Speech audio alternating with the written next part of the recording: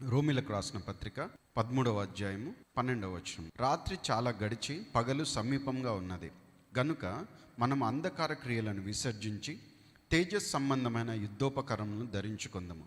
అల్లరితో కూడిన ఆటపాటలైనను మత్తైనను లేకయు, కామ విలాసములైనను పోకిరి చేసులైనను లేకయు, కలహమైనను మత్సరమైనను లేకయు, పగటి వెందు నడుచుకున్నట్టు మర్యాదగా నడుచుకుందాము.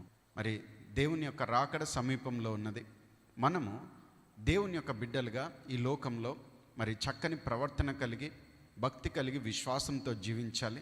అదే సమయంలో మరి విశ్వాస పోరాటంలో మరి చీకటి శక్తులతో మనం పోరాడవలసి ఉన్నది.